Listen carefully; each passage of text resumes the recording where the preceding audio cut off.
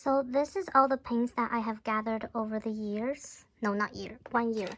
I started serious watercolor painting since last year in February, last year as in 2020, because today is the first day of the new year, 2021. Yay! And I've been so busy this past year, I've only painted half the time. But that was enough because half the time I was in quarantine. So now I'm going to upload my videos and try to make more of an effort to edit them so that they are more presentable. I'm going to briefly explain each paint and why I got them and which ones that are my favorites, and we'll go from there. So if you look through one of Daniel Smith's videos, there was a comment that I left a long time ago, like 3 or 4 years ago when I was still back in Canada, and I was like, oh my gosh, your paints are so expensive that they make me feel like if I paint with them, I'm painting with magic.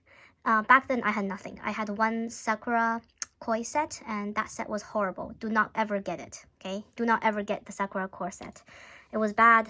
It mixes very gray, and it's not good for beginners. Yeah, it almost made me quit watercolor because I was like, why are my colors so bad?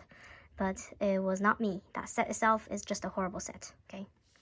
So if you're a beginner, the most commercially cost-effective set I would suggest would be the Holbein set. Get the Holbein tubes. They come in little 24 tube 5ml tubes. I bought the 30ml tube and I squeezed them out, and they are in school. I didn't bring them here with me, so I have more watercolors over here because I left a set of Holbein watercolors back in Canada and a set of 2ml half pans of 90 watercolors of Memory or Sennelier. I forgot which one, but they're back in Canada. Yeah. So let's start from here. These are the recently acquired Daniel Smith tubes, and I got 8 more tubes on the way, and the ones I got are the ones that are not here, which are Naples Yellow, which I really love the color. It adds like more flavor into my paintings, and a green apatite is like a series 3 or 4 color, which has a gorgeous mossy green with granulation, and Moonglow because I finished my tube of Moonglow. And what else? I don't know. What else? What else did I get? Well, anyways, one of the main reasons I came to China is because I'm in Beijing right now, is because paints are way more expensive in China. China is a huge export of paints and materials because they are, I don't know why they sell them so cheaply in China, and they're not fakes. Like I checked, it's really hard to fake authentic watercolor because you have to make the packaging, you have to make the tins, you have to have formulations, and if you sell fakes in China, people get called out and your company goes bankrupt because people will hate you. But yeah, I think Chinese paint store retailers buy in bulk from the US, like boxes and boxes of paint. I've been to one of the warehouses, and I gotta say it's really amazing. And they buy boxes and boxes of paint, and they sell them at still like a big markup, but still they sell at a profit. So it's significantly cheaper to buy paints in China than in US. For example, these, I have like about 45 tubes or 50 tubes, including the 8 tubes that are coming. I have about 53, 55-ish tubes of paint of Daniel Smith, and they cost me only around 2,000. So most of these are secondhand. But when I bought them secondhand, they look like this. Like they look almost brand new. The previous owner only squeezed like 1ml out because she only wanted to try them out. So I bought them secondhand from Chinese eBay, and they are gorgeous. So 53 tubes of paint I got them for 2,000 RMB, which is the Chinese currency. And if I have to divide that by 5, which is Canadian dollars, the 53 comes to about 400 Canadian dollars. And if I have to convert that to American Eagle dollars, that would be 2,000 divided by 7. So 300, almost $400 USD-ish. That comes to 380 bald eagles. These are random tube paints that I got just because I watched so many paint videos on YouTube, and I come to love watching paint videos in general. And These, I got this because cobalt teal or cobalt turquoise is my favorite color. I have one from Daniel Smith, I have one from Core, and I have one from MG. I've used Amgram. I've used up 2 already, and I have a fresh one downstairs. These are knickers, so they're from Japan. They're non-transparent paints. They are the paints that's used in Studio Ghibli films, like Howl's Moving Castle, which is my favorite film, and Spirited Away, and Ponyo, and On the Cliff by the Sea. These paints made those films. So I bought like a set of them, like those little cans. I have 40 cans, no, 24 cans, and I divided them up and I put them in pans like this, and I sold them. Yeah, I sold them not at a markup because I don't want to sell paints at a profit. I just sold them as I originally got them. So these sets, I have Core, this is Sennelier, yes. I bought most blue paints because I ran out of blue so quickly. These are Daniel Smith watercolor sticks. They're 1/5 of the size. So there are people that buy them bulk from online, from the US, and they have them here and they cut them up in little pieces. So these are actually little sticks. Wow, these little watercolor sticks. I don't particularly reach for them because I have the tubes now, but these, they work well. They just takes a little bit of a time to re-wet. That comes in a set of 50. Okay. These are my Amgram set. So to my knowledge, I think I'm the first. I don't know if I'm the first, but I'm certainly not the first in China because there's tons of people like in my group chats, in my online little Chinese watercolor community. There's tons of people, maybe 20, 30 that I know, bought complete set of Amgram because Amgram is wildly popular in China. So I'd say the 3 biggest giants of watercolor are Daniel Smith, Amgram, and Da Vinci. But Da Vinci paints are not popular here in China, and there was no way for me to get them without spending an arm and a leg. For these 2 brands, it's easier to get them because so many people buy them, so the demand for them is up, which is why they're so much cheaper in China. Yeah, so I got these 70 color sets for 3,100 RMB. So divide that by 7 if you want to calculate in Big Mac dollars. Okay. These are random pans of paints that I forgot. I think it's just mostly blues that I collected over the years. These are Paul Rubens, and I do not like Paul Rubens, the brand, very much. They make wonderful boxes for watercolors. They're like eyeshadow palettes, so they're super cute, but their quality control and light fastness has some issues. This is not something I normally say publicly because I'm actually WeChat friends, so I have the contact with the CEO of Paul Rubens. He's really nice. His wife is adorable too. His wife came up with the ideas of watercolor boxes, watercolor eyeshadow pretty boxes, and they're nice, but I think when it comes to business, profit comes first, which is, I don't know, like, I just love paints for what they are, so I don't really care about the money, which is why I share my paints at an original price, like the price that I got them, divide that by however milliliter of tubes that I squeeze out, and I send them out with shipping included, like they pay the shipping, and I share them out with my friends.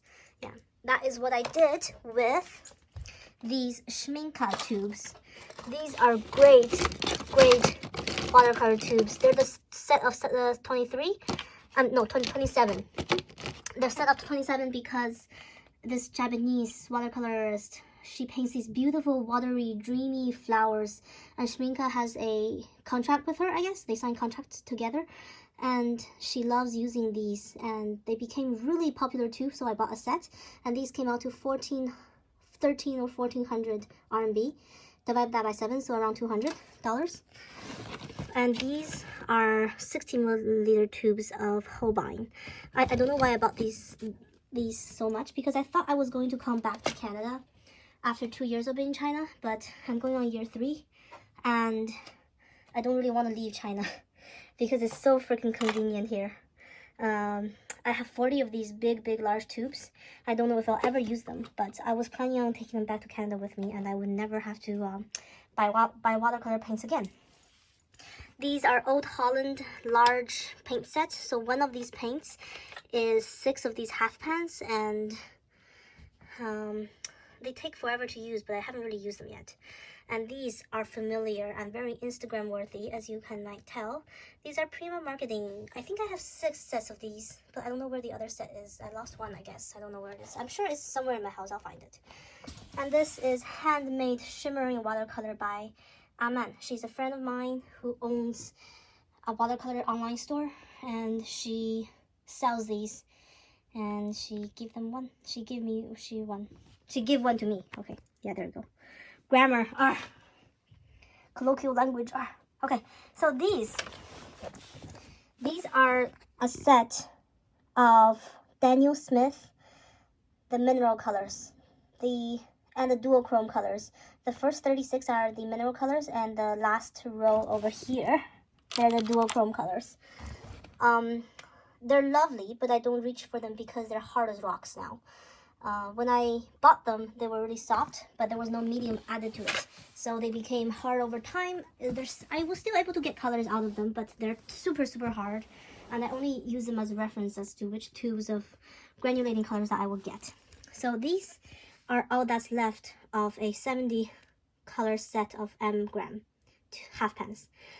Because I've used so much, I've painted so much of them, I've used up all the blues. And some of the earth tones, I guess. Yeah. These are my Windsor Newton. Oh, there it is. That's the last Prima Marketing. That's Pastel Dreams, I think, or Vintage Pastel. I don't know which one. But these are Windsor Newton half pan sets, and I really like them. The only downside is that they're hard to get colors out of them. They don't re-wet as easily as I would hope. But I spray some water over them, and yeah. Windsor Newton and Holbein half pans are renowned for lasting a long, long time, and I took that up as a challenge. I was like, I'm gonna use them up. I'll see how many days it takes for me to use them up. And during Christmas, my school, I work in a school, asked me to paint a huge chimney fireplace. I wish I have a photo of it here. Maybe I will insert it some other time. But I painted a huge fireplace. It must have been like 2 meters by 2 meters big. Yeah, it was very, very big. And I used up the ochres. There's the 2 ochres here. I've dug a very, very deep hole in, or I almost used up all the browns, the Payne's gray, and some of the lamp black. I've used up some of the reds. This red I've almost used up. And I've dug pretty substantial holes in the yellows. And I've used up some of the grays, blues as well, and greens, because I've painted seascapes as well. So I finished using maybe half of them within the span of 2 weeks. So I was like, that's not a challenge. But without that gigantic fireplace, which was a pain in the butt, by the way, I would have not used them up. But I love using up my watercolors, so I suppose that was a blessing in disguise. Yeah. Now, here are my Daniel Smith watercolors. I've squeezed some of them out and adding various mediums to make them wet easily. And I've only made them yesterday, and I've already flipped them over once. So let's try not to do that. I'll leave them out here to dry, because Daniel Smith, when they're dry, here's an example of Daniel Smith when it dries. It literally comes out to a rock. This was Christmas green. This was the Candy Cane red. That's the cider, apple cider, hot mold apple cider.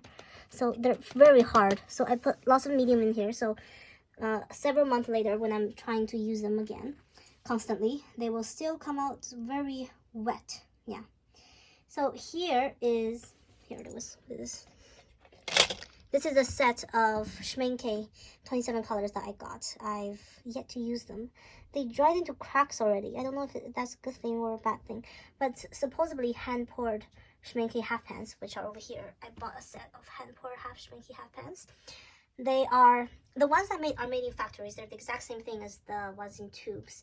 But the ones that are made in factories, they're poured 4 times, and they're professionally dried. As in they put in like those little temperature ovens. But mine are dried through thin air, which they have cracks and they've caved in. But they still look very pretty, don't they? Yeah. Okay, good. So this is a watercolor set of blues and ochres, and a couple reds and violets that I've used over the past few months. And as I paint some seascapes, they really, I use them up. That was like, there's nothing left to say. Yeah, because I use the paints a lot, I guess. Yeah. These are the M-grams. Full pans, 70 colors. M-gram will forever hold a very valuable position in my heart. I love them to death. Death? Yeah. Okay, moving on to over here. This is my favorite color of all time, which is cobalt turquoise, cobalt teal, depending on what you call them. The large pans are 10 milliliter pans. Yeah, you thought that you've heard all sizes of pans, but it turns out there's 10 milliliter pans. Yeah, so these are 10 milliliter pans, and they're Holbein, and this is a full pan, which is M-gram. This is Holbein, this is M-gram. They use the same pigment, which is PY. Is it 36 or 26? I don't know. That's the only pigment that I know, because that's the only one that I remember. That is the only one that I like. And these are core. This is 24 color set. This is 12 color set. This is 12 color tube, which I've already used them up. And this is, let's see. Okay, I have them aside. I've squeezed them out. This is the 24 colors. I've squeezed them out into here and here. Yep. And in this little wooden pan box. That was very cute. And I really like that. And this is the Schmincke 12 color set with a little water box. And here's the M-gram. 3 sets of 70. And that's the one that you know. And that's the Old Holland. I've explained all that. And this is Cotmans. They're Winsor Newton Cotmans, and I don't really like them that much, so I'm planning on giving that away. I forgot what this is. Yeah. This is actually one of the fakes. So people online buying tubes, and then they squeeze them out into half pans, and they resell them online on Chinese eBay. And I foolishly believed one of the sellers to give me a good quality Schmincke watercolor, and it turns out that she poured cheap watercolors underneath. I don't know if you can tell.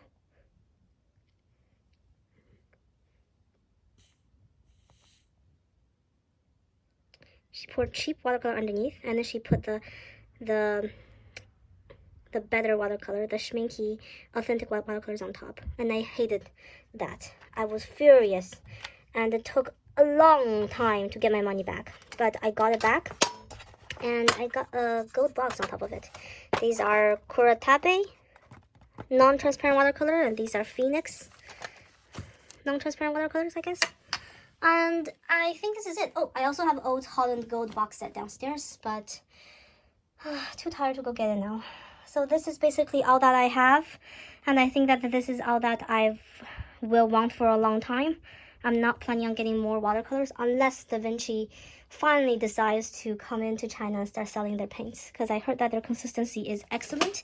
They're like a mix between Daniel Smith and M-gram, because M-gram is so sticky.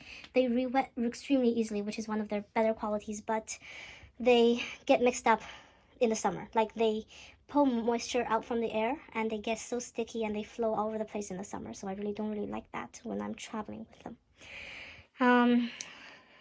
I will do reviews of these paints, like really carefully, and do some color spotlights and share some of the paints with some of my paintings with you, because some of you might be like, oh, here's all your paints, but what about your painting? So here's one of my paintings, which is something that I'm working on. It's very large. It's a large painting that I've been working on for a long time. It's not particularly good because I think I've improved over the past few months of how to paint water, because the strokes are not as smooth as I wanted. But I will keep on working. This is one of the biggest paints that I've ever done. Yeah, they're super large. So I will continue on working this by adding on highlights and maybe fixing some of these little strokes. And I will try to film the rest of the process so that people will be saying, oh, Sabrina, you also do paint. You don't just buy paints and stare at them all day like some ghastly troll who lives under the bridge with his hoard of paints. Yeah. Okay, thank you, YouTube. I will try to upload more videos over here, and I'll see you guys next time. Thank you.